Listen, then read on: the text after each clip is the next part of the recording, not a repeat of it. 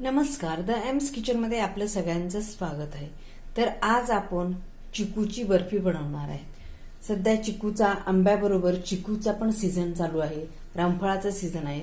Seasonable फळ घेऊन त्याचं आपण कोणताही पदार्थ बनवला तर तो पौष्टिक असतो आणि चिकू पण आपल्या प्रकृतीला खूप चांगला आहे. सिजनेबल फळ खाणं हे हितावहच आहे. तर आपण चला चिकूची बर्फी बनवूया. तर त्यासाठी इथे जास्त काही सामान लागत नाही आणि बाहेर जायची पण गरज नाही. चिकू जर तुमच्याकडे अवेलेबल असतील चिकू घरात तर काही बाहेर जायची गरज पण लागत नाही. 7 चिकू घेतले आहेत आणि ते सोलून त्याच्या फोडी करून घेतल्या आहेत. स्वच्छ धुवून साले काढून फोडी करून घेतल्या आहेत. 1 छोटी वाटी मिल्क पावडर आहे. 3/4 छोटी वाटीचे ही साखर आहे, कारण चिकू खूप गोड असतात त्यामुळे साखर आपल्याला कमीच लागेल. इथे खोबरे घेतलेले, खोबऱ्याचा घरचाच खीस आहे. जर तुमच्याकडे ओलं खोबरं असेल त्याचा जरी खीस घेतला तरी चालतो. परत ड्रायफ्रुट्स आहेत गार्निशिंगसाठी आणि तूप आहे. थोडंसं आपल्याला 1-2 चमचे तूप लागेल. नाही टाकलं तरी पण चालतं, पण आपण 2 चमचे टाकणार आहेत आणि ताटाला ग्रीस करून घेणार आहेत. तर आता तुम्ही डेसिकेटेड खोबरं जरी वापरलं तुमच्याकडे अवेलेबल असेल तरी चालतं, पण मी घरचंच खोबऱ्याचा खीस मिक्सरमधून क्रश करून घेतलेला आहे. आणि ओल्या खोबऱ्याचा पण चालतो, ओलं खोबरं जरी असलं तरी ते पण चालतं. त्याचा पल्प करून घेतला तरी पण चालतो, पण असं मॅश करून घेतलं तरी पण चालतं. जास्त ह्याला काही गरज नाही मॅश करायची. तर आपण आता गॅसकडे वळूया. तर आपण गॅसवर पॅन ठेवला आहे आणि पॅनमध्ये 1-2 चमचे साजूक तूप घालणार आहेत. नाही घातलं तरी चालतंय, स्किप केलं तरी चालतंय, म्हणजे आवश्यकता नाही एवढी. तर आता आपण एकदम मिडियम गॅस म्हणजे सिम गॅस केले आहे आणि त्यामध्येच आता जे आपण चिकू आपले मॅश केले आहेत ते आपण टाकले आहेत. ते आपण स्पॅच्युलाने असेच मॅश करून घेणार आहे. गॅस एकदम सिम ठेवा, कारण खाली करपण्याची वगैरे शक्यता आहे. म्हणजे मॅश पण होईल स्पॅच्युलाने आणि परत मग बाकीचं साहित्य आपण टाकून घेऊया. हे आपण 4 ते 5 मिनिट असं परतून घेऊया. 5 ते 6 मिनिट झालेले आहेत. हे बघा, छान मी असं आपण मॅश करून घेतलं आहे. साखर टाकायची. आता हे साखरेचं पाणी आपल्याला पूर्ण आटवून घ्यायचं. ह्याच्या बरोबरच आता ह्याच्यामध्ये आपण खोबरं टाकणार आहे. ते मिक्स करून घ्यायचं. ऐन वेळेस आपली घाई होणार नाही. त्यामध्ये गूळ जरी टाकला तरी चालतो बरं का. ज्यांना साखर वगैरे खातात त्यांना वगैरे त्यांनी ह्याच्यामध्ये शुगर फ्री गूळ जरी घातला तेवढ्याच, आपण जेवढी साखर घातली ना खिसून गूळ जरी घातला तरी बर्फी छान होते. आपण 4 मिनिट हे पाणी थोडंसं आहे, साखरेचं जे पाणी झालेलं आहे त्याच्याबरोबर पाक पण होतो. ला पाक वगैरे सेपरेट करायची गरज नाहीये त्या बर्फीला.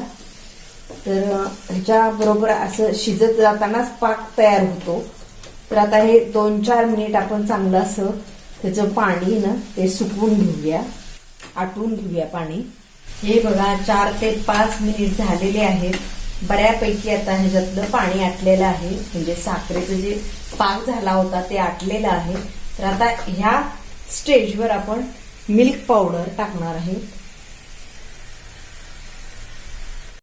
हे बघा, पूर्ण ह्याच्यामधलं पाणी आपल्याला जे मॉइश्चर आहे ना ते पूर्ण काढल्याशिवाय मग ताटात सेट करायला ठेवायचं नाही.